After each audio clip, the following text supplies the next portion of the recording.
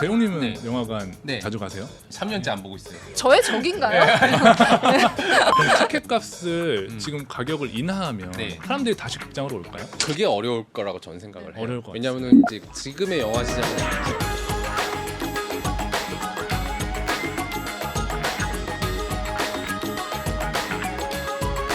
소비문화이면의 경제 이야기 비주류 경제 호스트를 맡은 저는 토스 김창선이고요. 저는 재무덕후 이재용입니다. 네, 이번 주 비주류 경제학에서는 영화관 이야기를 해보려고 하는데요. 게스트로 이화정 기자님 모셨습니다. 어서 오세요. 반갑습니다. 안녕하세요. 사실 저는 뭐 2년 정도 무비건조 채널을 통해서 이제 기자님 이런 리뷰 네. 이런 거 많이 봤거든요. 오, 2년 정도면 거의 완전 초창기. 저희 시작할 때 맞아요. 찐팬이시군요. 네. 네. 오늘 주제가 영화관이잖아요. 기자님은 뭐 네. 국내외 뭐 여러 영화관, 영화제에서 영화를 많이 보셨을 텐데 가장 특별했던 영화관 경험이 있나요? 제가 지금 이제 그 질문을 받으니까 생각나는 게 네. 예전에 그 진짜 오래 공동경비구역 JSA. 아, 2000 정말 좋아하는 영화예요. 네, 아, 그러세요? 2000년. 네. 그러니까 그런 영화를 아직까지 그 영화만 이렇게 언급하면 안 된다니까요. 신작을 봐야 돼. 제가 그 체코의 까를로비바리 영화제라는 거기를 갔었어요. 근데 너무 궁금한 거예요. 이제 한국에서 엄청난 흥행을 한 대중 영화인 공동경비구역 JSA를 거기서 해외 관객들은 네. 어떤 반응으로 볼까가 너무 궁금하더라고요. 네. 그래서 이제 거기를 티켓을 사서 들어갔죠. 그랬더니 웃을 장면에서는 되게 격하게 웃고 뭔가 이렇게 야유를 퍼부을 만한 느낌이 온다 이러면은 가차 없이 이제 폭격을 가하더라고요. 바로바로 그 감정을. 예. 네, 그래서 그때 느낀 거는 상영관의 어떤 컨디션도 중요한데 이게 누구와 어떤 상태에서 보느냐에 따라서 되게 그 영화를 보는 즐거움이 상향되기도 하고 때로는 그 분위기 때문에 조금 재미없게 보는 감상이 될 수도 있겠다라는 생각을 했어요. 그러니까 극장에서 네. 영화를 본다는 게 단순히 네. 막 좋은 화질, 막 좋은 음향 시설을 즐긴다라는 측면보다도 같이 본다라는 경험이 굉장히 좀 중요한 경험일 수도 있겠네요. 사실 저희 오늘 에피소드가 비주류 경제가 첫 광고인데요. 제가 박수 쳐드릴게요. 네, 감사합니다. 네. 우리 광고 잘 안 들어오는데 무비건조. 사실 이게 좀 잠깐 이야기를 나눠봤지만 주제가 주제이니만큼 쉽지 않은 에피소드일 것 같긴 한데 그럼에도 두 분과 함께 비주류 경제학만의 날카로운 시선으로 영화관의 현재와 미래를 이야기해보도록 하겠습니다. 그럼 비주류 경제와 영화관 이야기 본격적으로 해보려고 하는데요. 사실 영화관 산업을 이야기할 때 2020년 코로나를 빼놓을 수는 없을 것 같아요. 2020년 한 3월쯤이었던 것 같아요. 영화업계 그 코로나가 닥쳤을 때를 좀 기억을 하시나요? 너무 생생하죠. 생생해요. 왜냐면 그때 이제 한국 영화가 K-시네마로 거의 포텐이 터지던 시기였어요. 그러니까요. 자꾸 상 타고 막 이랬는데. 기생충이 상을 그러니까요. 딱 탔잖아요. 2월에 그죠? 그렇죠. 2020년 그래서 2월에. 미국에서도 이제 그 흥행 성적이 계속 이제 그 수치화되고 이제 또 결실을 기대하는 하필. 상황이거든요. 네. 이제 막. 그런데 이제 딱 그 흑백판이 개봉하고 나서 말씀하신 것처럼 이제 코로나가 터지고 그리고 나서 이제 그 좀 상징적인 사건이 있었죠. 상징적인 사건. 그 당시에 남산의 부장들이 개봉을 했었는데 네. 확진자가 맞아. 나왔어요. 네. 극장에서. 기억나요. 그게 5번째 확진자였어요. 네. 근데 아. 지금 확진자 우리 주변에 모두 널려 네. 있잖아요. 다 한 번씩 걸리죠. 그 네. 당시 그게 너무 충격이었어. 그게 너무 강렬하게 다가오다 보니까 사람들은 너무 앞에서 타격을 맞는. 네, 네. 네. 사실 당시에 많은 영화들이 극장에 이제 걸리지 못하다 보니까 이제 OTT로 많이 이제 눈을 돌렸잖아요. 네. 그래서 그때 막 OTT로 간 영화들 뭐 승리호라든지 뭐 사냥의 시간 이런 네. 영화들이 그때 갔던 걸로 기억을 해요. 그래서 음. 좀 궁금한 게 영화관에서 개봉을 하는 네. 거랑 네. OTT가 그냥 어느 정도 수수료를 내고 사가는 것이 네. 어떤 차이가 있는지가 좀 뭐 궁금하거든요. 사실 간단하죠. 왜냐하면 이제 OTT 같은 경우는 이제 많이 본다 그래서 돈을 더 주는 구조는 아닌 걸로 알고 그렇죠. 있어요. 네. 그게 예를 핵심인 들어서 것 같아요. 지금 승리호를 제가 하나 예를 들어서 가져와 보면 승리호 같은 경우는 넷플릭스에서 310억에 샀다고 하더라고요. 제작비가 240억이었어요. 그러면 뭐 배급사 입장에서 보통 이제 배급 수수료를 10%를 가져가니까 나 10% 나 배급사 수수료 가져갈게 24억 가져가고 46억 나는 거를 보통 뭐 투자사랑 제작사 뭐 5대5 내지는 6대4로 가져가니까 뭐 투자사 뭐 28억 제작사 18억 거의 최소한의 마진만 뭐 한 남은 거 10% 좀 아닌가요? 안 되게 이제 남은 거죠. 그러니까 어떻게 보면 그냥 살 수 있긴 해줄게. 먹고 살 수 네. 있긴 해줄게 넷플릭스는. 그 대신에 그거를 통해 얻는 어떤 뭐 화제성이라든지 네. 뭐. 뷰라든지 네, 이런 뭐. 것들은 다 내 거야. 뭐 2차 네. 수익이라든지 뭐 네. 이걸 활용한 그런 네. 콘텐츠들 다 넷플릭스가 가져가죠. 그렇죠. 사실은 뭐 개별 영화 입장에서는 뭐가 더 좋다 선택하기는 어렵지만 네. 한국 영화 산업 측면에서 어떤 부분이 좀 더 한국 영화 산업 발전에 도움이 된다고 보세요? 사실은 정상적인 상황에서는 그 극장 개봉을 목표로 한 영화들은 극장으로 가는 게 맞다라고 생각을 해요. 여러 가지 그 만듦새의 어떤 작품적인 측면뿐만이 아니라 이후에 이제 이 영화에 대한 권리 같은 것들을 계속 가져갈 수 있는데 넷플릭스 같은 경우는 타협이라고 볼 수 있죠. 타협. 네. 아, 네. 특히나 이제 같은 맥락에서 맞물렸던 OTT가 이제 저희가 영화관에 가지 않았던 그 시기에 크게 성장한 걸로 저는 이제 느껴졌는데 네. 그게 실제 수치로도 OTT의 성장이 보이나요? 저는 솔직히 말씀드리면 숫자 외적으로 보면은 네. OTT랑 이제 극장은 경쟁 상대가 아니라고 저는 생각을 해요. 아 그래요? 완전히 그냥 전 1대1 경쟁이라고 생각해요. 저는 완전 아니라고 생각해요. 아. 왜냐하면 OTT는 기본적으로 시리즈물이 대세고요. 영화는 사실 볼 게 없습니다. 왜냐하면 영화 입장에서도 OTT에 들어갈 이유도 없고 말씀하신 거 5% 10% 이익 내주는데 그거 가지고 들어갈 이유도 없을 뿐더러 OTT 입장에서도 영화에는 아주 큰 관심은 없다고 저는 알고 있어요. 아 왜냐면- 시리즈에 관심. 왜냐하면 영화는 네. 한 번 보면 끝이야. 네, 네. 근데 시리즈는 시즌도 있고 10개 20개씩 있으니까 아. 고객을 이제 남길 수 있는 요인이 생기거든요. 계속 구독하게 만들. 그래서 아마 OTT 같은 경우 보통 혼자 보는 경우가 많죠. 네. 극장은 같이 가죠. 같이 가고 경험을 하고 오프라인 중심이기 때문에 저는 경쟁사가 전혀 아니라고 생각하는데 아 네. 아니라고 숫자는 그래도 완전 극명한 반대를 보이죠. 왜냐하면 네. 이제 코로나가 있었으니까 정확하게 이제 대칭돼서 움직이는 거는 어떻게 보면 그냥 시대적인 대세인 것도 있지만 오히려 이제 어떻게 보면 사람들이 극장을 안 봐서 넷플릭스를 구독했다라고 하는 거는 저는 맞는 단어는 아니라고 생각합니다. 사실 또 이제 영화관 시장 이야기를 하면 티켓 얘기를 빼놓을 수 없을 것 같아요. 네. 지금 영화를 시청하시는 많은 분들이 좀 영화관에 가기 꺼려하는 가장 큰 포인트가 티켓 가격인데 제가 궁금한 게 영화 티켓 한 장을 팔면 네. 이게 대략 어떻게 이 비용이 구성되어 있는지 음. 그게 좀 궁금해요. 왜 이 가격일까? 근데 사실은 이제 극장 산업을 이해하기 위해서는 극장의 이제 비용 구조를 좀 알 필요는 있는데 기본적으로 극장은 고정비 산업입니다. 고정비 산업이다. 고정비 산업의 특징은 뭐냐면요. 일단 기본적으로 그 시설이나 인력을 유지하는데 정확하게 그 금액이 들어가요. 그 네. 관객이 한 명이 오든 100만 명이 오든 아 그러네요. 동일한 금액이 들어가요. 네. 그러다 보니까 극장 입장에서 필요한 거는 그 시설과 인력을 유지하기 위한 100억이든 1000억이든 들어갈 거잖아요. 그거에 맞춘 매출액이 꼭 필요해요. 그러면 이걸 맞춰놓고 여기 그렇죠. 이걸 맞추는 거예요. 그게 뭐 일반적으로 우리가 알고 있는 뭐 어떤 제조업이나 뭐 쿠팡이나 이런 데랑 달라요. 근데 그러면 이제 흔히 생각하면 그럼 뭐 비용 줄이면 되는 거 아니야?라고 생각하는데 극장은 비용을 줄일 수가 없어요. 왜냐면 이제 설비들을 이제 깔아놨는데 보통 이제 건물주랑 20년 계약, 30년 계약 이렇게 하거든요. 빼고 싶어도 빼기가 힘들어요. 아, 그러니까 뭐 관객 수가 많고 적음에 따라 고정비를 뭐 축소하고 유동적으로 움직일 수 없는 상황. 비용을 줄일 수 없는 극장에 비해다. 어쨌든 가격의 변화에 대해서 조금 더 말씀드려보면 최근에 이제 뭐 CGV나 다른 극장들 평일에 가면 한 14,000원 정도 하더라고요. 네네. 주말에 가면 15,000원이고 그렇죠. 그런데 그게 2008년에는 8,000원이었어요. 우리 이제 물가 상승을 볼 때 가장 전 세계적으로 이제 가장 애용한 지표 중에 하나가 빅맥 지수거든요. 네. 찾아봤어요. 빅맥 우리나라 빅맥이 도대체 얼마냐? 2008년에 연간 8,000원일 때 빅맥 런치 3,500원이었어요. 생각보다 진짜 쌌더라고요. 요즘에는 5,900원이에요. 네. 런치로 가면. 그러니까 대략 한 2008년에서 지금 한 15년 동안 한 69% 오른 거예요. 근데 극장에서는 75% 올랐어요. 아, 그러다 보니까 이제 소비자들이 화난 이유가 네. 아예 올릴 거면 3,000원 한 방에 올렸으면 좀 덜 혼났을 텐데 아, 1년에 네. 한 번씩 1년에 한 번씩 올린 거야. 그러니까 자주 올렸다는 네. 느낌이 근데 그게 들죠. 많이 올린 거냐 생각해 보면 어떻게 약간 애매한 거죠. 이게 너무 이렇게 촘촘히 올렸다. 오랜만에 보러 갔는데 네. 올라 있네. 그 경험을 여러 번 하다 보니까. 네. 근데 사람은 줄었는데 가격은 올랐네. 서로가 억울해지는. 소비자도 억울하고 극장도 억울하고.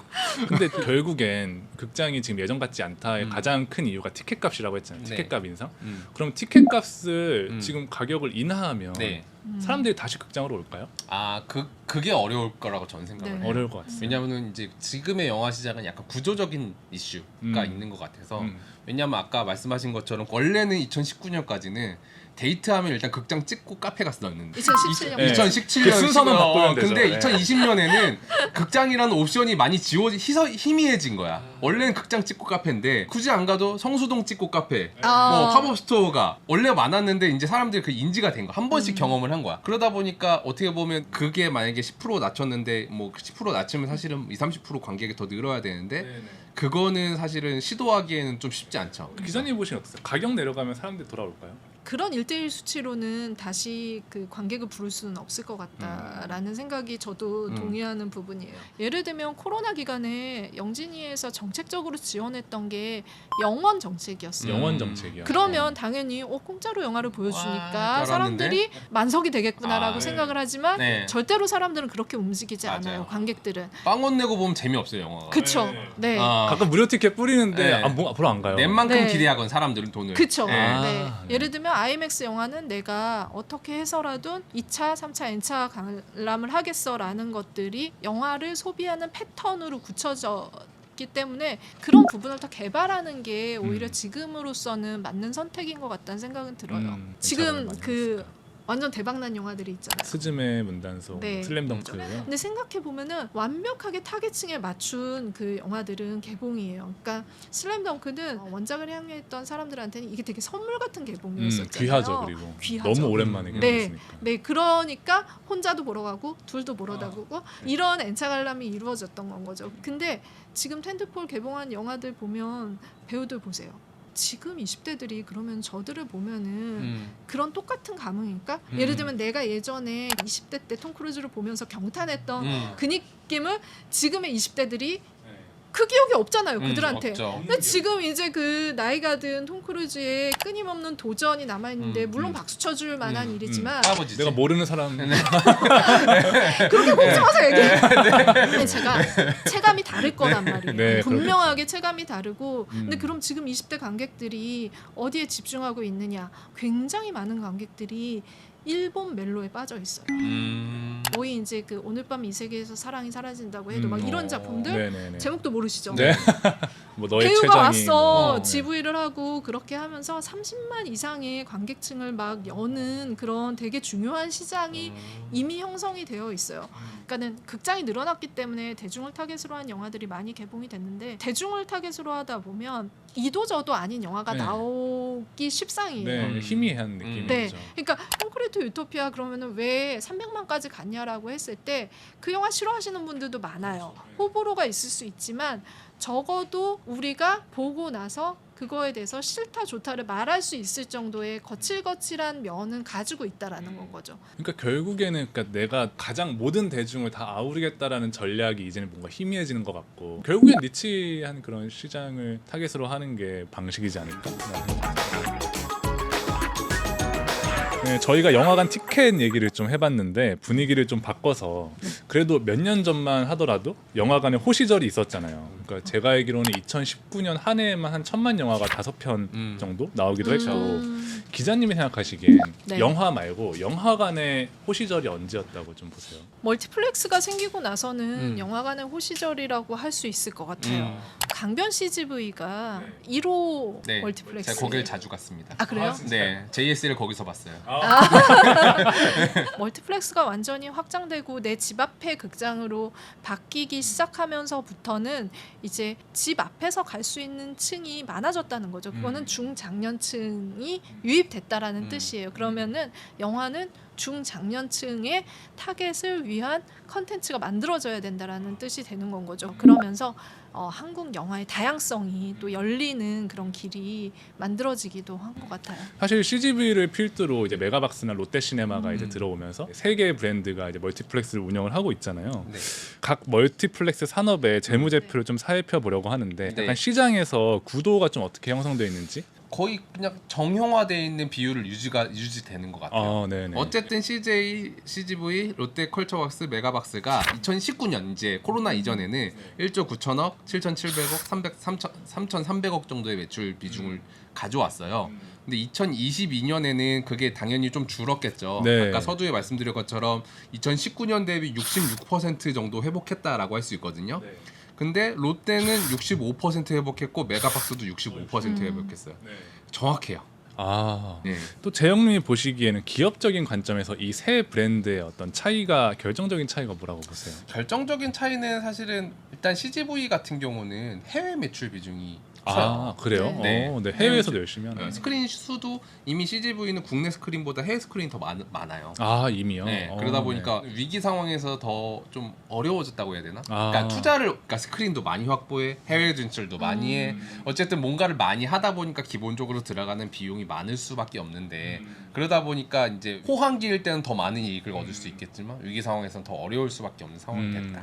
어쨌든 CGV가 이제 국내에서보다도 해외 시장에 지금 더 열심히 집중을 하고 있는 것 같은데 네. 약간 그 과정에서 좀 현재 상황은 어떤데 성과는 어떤지도 좀 궁금해요. 뭐 성과라기보다는 네. 약간 그럴 수밖에 없는 이유에 좀 집중해야 될 것 같아요. 그럴 수밖에 없다. 네, 어. 이 기업은 네. 성장을 해야 되는데 네. 지금 관객 수에서 살짝 보여드린 것처럼 지금 한국의 이제 영화 관객 수는 2013년에서 2019년까지 거의 정체를 네. 경험합니다. 네, 그러네요. 왜냐하면 한 6년, 7년 동안 관객 수가 1,000만 명밖에 안 늘었거든요. 그런 상황에서 근데 상장 기업이고 네. 우린 주주님들한테 성장을 보여드려야 되는 기업인데 그럼 결국 할 수 있는 게 첫 번째 다른 사업을 한다. 예를 들어서 뭐 아예 다른 사업, 팝콘 영화관이 공장을 아니에요. 만든다든지 뭔가 음식점을 한다 다른 네, 네. 사업을 한다 아니면 내가 가진 이제 어떤 노하우나 강점을 이용해서 해외로 나간다. 이제 결국 이제 둘 중에 하나의 선택을 해야 되는데 이제 CJ 같은 경우는 아마 큰 꿈이 있었던 것 같아요. 큰 꿈. 내가 글로벌에서 좀 이름만 대면 알 수 있는 거대한 멀티플렉스 체인이 돼보겠다라고 해서 어떻게 보면 돈을 이제 투자를 많이 했고 실제로도 이제 매출액도 잘 나오고 하는데 어떻게 보면 안타깝게도 코로나 상황이 겹치면서 이게 좀 많이 크게 떨어지는 아, 네. 어떻게 보면 안타까운 상황이 발생한 거죠. 중국, 베트남, 터키 이런 네. 쪽으로 네. 계속 개발을 해왔었고 실제로 지금 말씀하신 극장뿐만이 아니라 그곳의 영화 인력들을 아, 키우는 네. 그런 것들도 많이 그 투자를 했어요 CJ가. 근데 어떻게 보면 한국 영화가 잘 되면 CGV의 이제 해외 법인도 더 잘 될 가능성이 있겠네요. 왜냐면 네. 이제 전 세계적으로 K 드라마는 많이 익숙해져 있으니까 네. 이 한국어에 대한 어색함은 많이 없어졌을 거예요. 근데 2000년대 초반에 뭐 CGV나 혹은 CJ 엔터테인먼트를 통해서 이 멀티플렉스의 경험 그리고 그걸 통해서 영화가 성장했던 그 네. 경험 자체를 해외에도 그대로 이식할 수 있겠다라는 어떤 그런 자신감이 있는 거 아닐까 그런 생각도 좀 해요. 그렇죠. 그럴 수도 있죠. 지금까지 영화관의 위기와 그리고 현재에 대해서 이야기를 좀 해봤는데요. 마무리는 좀 희망적인 이야기로 해보려고 해요. 영화관이라는 게 어쨌든 지금 경쟁해야 될 여러 가지 이제 오프라인 창구들이 있고 이 모든 어떤 경험들과 경쟁을 해야 되는데 그럼에도 좀 희망을 거는 그런 포인트가 있다면 뭐가 있을까요? 일단 영화관 산업 같은 경우는 지금까지는 시장에 맞춰서 성장해 왔다. 왜 관객이 자꾸 늘어나니까 자연히 늘어나니까 영화 늘리면 그만큼 수익이 늘어나니까. 네네네. 근데 이제는 이제 시장이 꺾였다. 슬픈 얘기지만 성장은 이미 끝난 것 같아요. 왜냐하면 지금의 젊은 세대들은 영화관을 대체할 수 있는 다른 콘텐츠를 많이 찾았고 연애도 안 하고 결혼도 안 하는 세대가 점점 늘어나고 있잖아요. 네네. 연애를 많이 해야 극장을 갈 텐데 연애를 안 해 젊은 사람들이 꺾였어요. 그런 거 보면 꺾였어. 그러면 영화관은 도대체 어떻게 해야 되냐? 그런 경우에는 그 회사의 프라이스랑 퀀티티 즉 양과 질 가격 측면에서 어떤 거를 개선해야 되는지를 고민을 하는데 결국은 이제 퀀티티에 대한 고민이 제일 중요하거든요. 아, 네. 퀘티티는 지금 줄 수밖에 없어. 그럼 그 퀀티티를 어떻게 채울 것이냐에 대한 고민을 지금 해야 되는 시점인 것 같은데 네. 결국은 영화관은 영화관이 아니라 놀이터가 돼야 된다고 생각을 해요. 왜냐면 공간이 이미 확보해 놨어.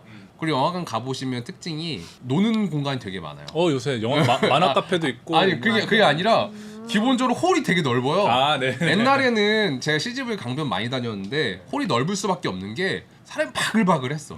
관마다 막 꽉꽉 차가지고 막 지금은 대부분의 영화관이 그 홀이 놀아요. 제가 볼 때는 그 공간을 활용할 수 있는 방법들을 찾아야 될 것 같아요. 예를 들면은 CJ가 가지고 있는 컨텐츠가 되게 많거든요. 제가 좋아하는 CJ 컨텐츠 중에 하나는 지구오락실. 지고락실. 예를 들어 지구오락실을 일주일 선공개를 한대 CGV에서. 아, 네. 안 갈까? 가요. 근데 지구오락실 보면 막 PPL 하거든요. 네네. 심지어 막 어디 뭐 해외에 가서 뭐 태국 가서 물건도 사고 해요. 영화 보고 나왔는데 그 PPL 했던 상품들이나 관련된 굿즈들을 나오는 이 출구 쪽에서 판다. 굿즈도 팔 수 있어요. 특히 펜을 보유하고 있는 많은 컨텐츠들을 영화관에서 영화관이 아니라니까 놀이터에서 거기 가면은 새로운 게 있대. 재밌는 게 있대. 머니그라피가 촬영을 한대. 가야지 그러면은. 갔다 그러면 영화 보나요? 아니요, 영화 안 봐도 돼요. 안 봐도 돼요? 왜냐면 거기는 그냥 극장에서 즐거운 경험만 있으면 돼요. 아. 저도 그래서 더현대의 접근법이 되게 재밌었어요. 왜냐면 이제 백화점은 전통적으로 부자를 위한 공간이었어요. 근데 더현대는 에루샤 없이 매출액 1조 원을 만들었거든요. 왜?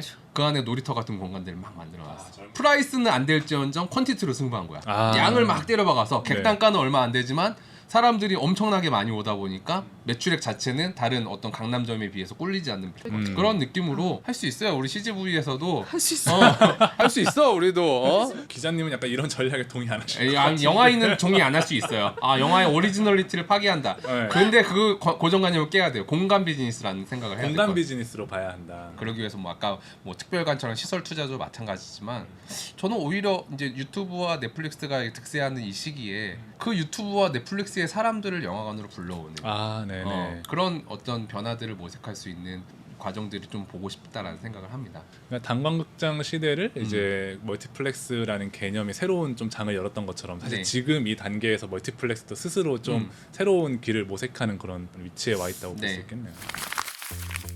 오늘 비주류 경제학에서는 영화 저널리스트 이화정님과 영화관에 대해서 이야기해봤는데요.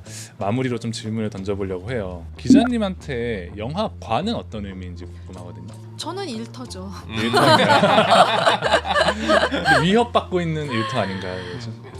근데 이제 그런 게 있어요. 얼마 전에 이제 리바운드라는 영화를 보면서 그 영화가 어떻게 보면은 이제 꼴찌들의 반란 같은 영화이잖아요. 어느 타이밍에서 웃고 울지가 좀 정해진 영화예요.